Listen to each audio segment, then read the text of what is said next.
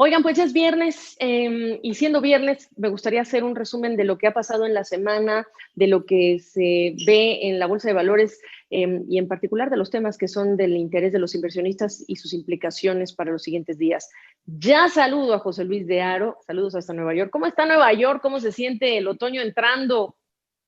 Pues de momento, Gaby, parece que ese otoño todavía deja notar temperaturas que parecen relativamente de verano, algo más frescas, eso sí, y también parece que los mercados van a despedir esta semana con subidas. De hecho, parece que cerramos la mejor semana desde el pasado mes de agosto, aunque es cierto que de momento no vemos nada realmente concreto que pueda justificar ese optimismo que estamos viendo por los inversores. Exactamente, porque la semana podría ser, un día es el estímulo que no lo fue, el estímulo fiscal, y después al día siguiente cambiamos ese titular y decimos el estímulo que todavía podría ser, faltan 25 días para el 3 de noviembre.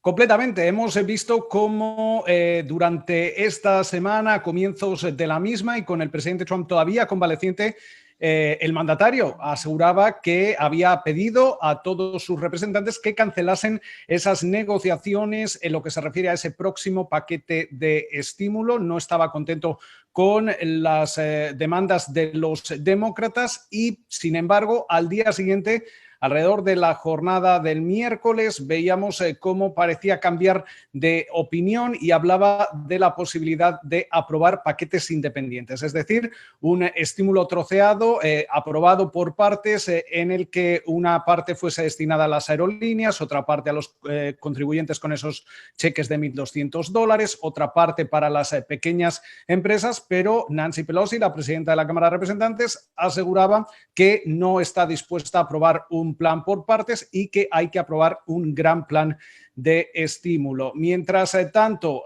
durante ya las últimas horas los mensajes han sido mixtos. La última información parece apuntar que durante la jornada del jueves Pelosi y el secretario del Tesoro Steven Mnuchin volvían a hablar sobre la posibilidad de un gran plan de estímulo y acabamos también de escuchar a Mitch McConnell, el líder del Senado, asegurar que por lo menos no vamos a ver estímulo en las próximas 3 semanas. Con lo cual, esta es la gran saga del estímulo que llegará, Gaby. Es cierto que las mesas de inversión saben que va a llegar bien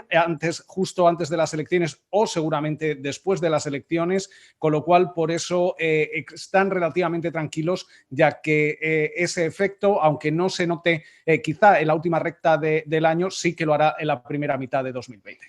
Habrá que 2021, sí, no, a todos nos pasa, es viernes. Habrá que confirmar lo que está sacando el diario The Wall Street Journal, citando fuentes, pero no dando nombres, pues diciendo que este paquete podría ser de 1,8 billones de dólares. Hay que decir que esa fue siempre el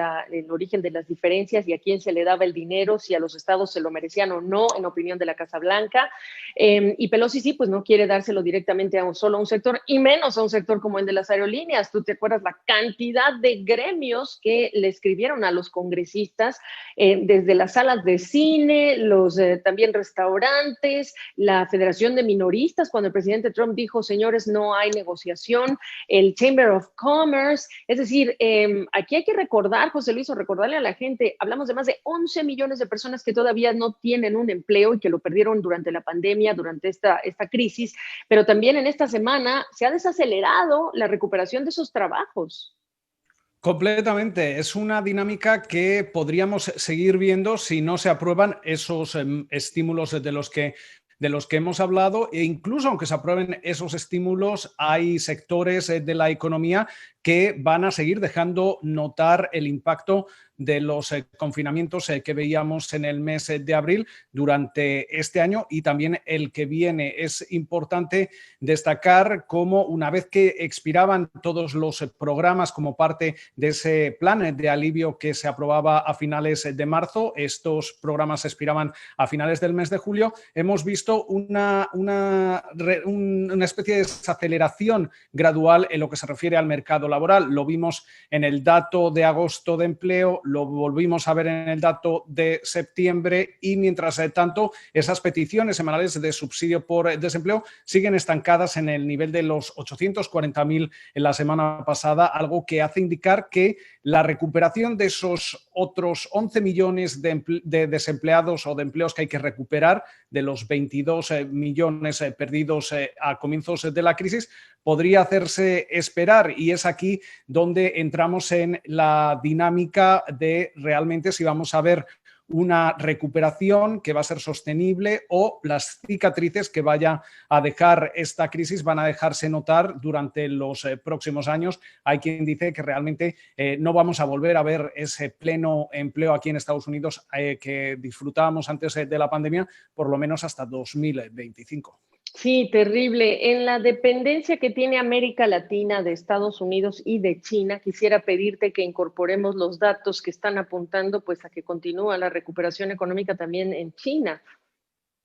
Completamente, y hemos visto cómo tanto la actividad del sector servicios, la actividad industrial del gigante asiático y sobre todo, Gaby, el repunte que ha experimentado el yuan, la divisa china, que ha tocado durante la jornada de hoy máximos no vistos o un repunte no visto desde los últimos 4 años y medio, a medida que hemos visto esa reapertura de los mercados en China, que han estado de vacaciones, y realmente el gigante asiático es, por así decirlo, la única economía del mundo primero que va a experimentar un crecimiento en 2020 y que está experimentando la recuperación más rápida y sostenible de todo el globo. Esto obviamente va a beneficiar a todos sus socios comerciales y todos los países que tengan relaciones con China en un momento en el que aquí en Estados Unidos también escuchamos esta semana al presidente Trump asegurar que va a hacer a China pagar por la pandemia, y no solo eso, sino también aventuraba que si es reelegido podríamos ver una mayor presión arancelaria después de esa guerra comercial que han tenido las dos grandes economías del mundo desde que Trump ocupase la Casa Blanca. Claro, y para no olvidar, Europa, otra vez estado de alarma declarado en Madrid, bares y restaurantes cerrados en París, en el Reino Unido ya tienes empresas y pubs que están diciendo que van a cerrar definitivamente. Europa nuevamente con el foco de atención de los inversionistas, el efecto económico. Completamente, un efecto que podría dejarse notar sobre todo en un momento en el que esa recuperación ya era de por sí relativamente lenta para algunos de los países europeos y en un momento en el que además esta semana el propio FMI aseguraba que aunque esos confinamientos han sido efectivos, donde han sido más, en los países donde han sido más duros, también afectan de forma importante y de forma mucho más brusca a los más vulnerables. Estamos hablando sobre todo de los jóvenes que ven cómo aumenta y se acelera esa tasa de desempleo con respecto a la tasa de desempleo general, y también a las mujeres, con lo cual hay que intentar encontrar ese equilibrio que es difícil para asegurarnos que aunque se garantice esa seguridad de salud para los ciudadanos, la economía no vuelva a caer en un freno completo como veíamos en los meses de marzo y abril, ya que esto podría tener unas consecuencias bastante importantes a medida que además, aunque la Unión Europea aprobaba esas ayudas para la pandemia, todavía esas ayudas no se han distribuido, no está del todo claro cuándo van a llegar, cuáles van a ser realmente las cantidades, y todo esto puede generar una mayor incertidumbre en los próximos meses y sobre todo ya de cara al próximo año. Así es,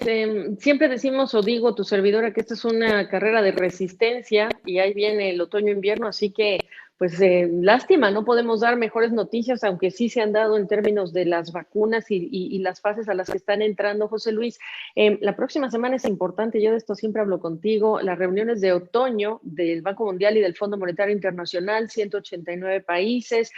cómo hacer economías más resistentes es parte de ese tema. Y no hay que olvidar que hay otro también que debemos poner en nuestro radar y es el riesgo de crisis de deuda y de crisis en los sectores bancarios. José Luis, ese va a ser un gran tema. Ahí está, y es sobre todo la resaca que puede dejar esta crisis. Nos estamos centrando sobre todo hasta ahora en los efectos económicos inmediatos, esas tasas de desempleo, esas contracciones no vistas desde la Gran Depresión en muchos casos para las principales economías. Pero todo esto, aunque ahora mismo estemos en proceso de recuperación e incluso el Fondo Monetario Internacional y su directora gerente, Kristalina Georgieva, asegurasen esta semana que esa recuperación se está produciendo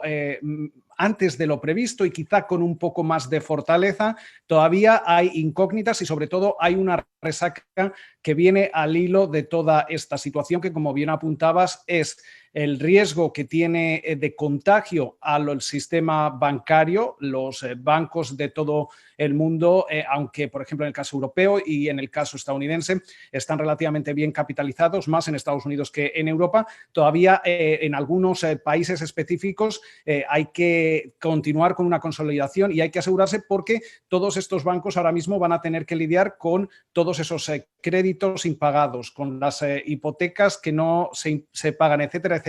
Y todo eso va a empeorar su posición de riesgo. Y mientras tanto, también tenemos que tener en cuenta que los países se han endeudado completamente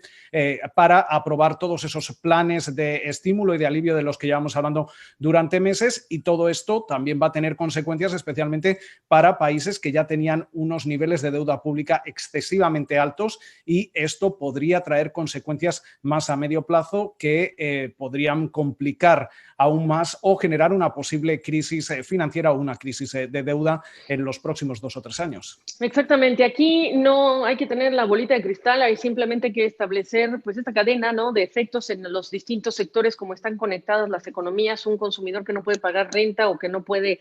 pagar su hipoteca, lo que le representa al banco, y reiterar lo que acaba de decir José Luis, estas son cosas inmediatas de las que les hablamos, el empleo, desempleo, etcétera, esos son los shocks inmediatos, pero hay que ver la fragilidad del sector bancario. Hay que decir también que la Reserva Federal le ha pedido a los bancos, bueno, pues una serie de medidas para mejorar, digamos que esa resistencia financiera en tiempos de pandemia.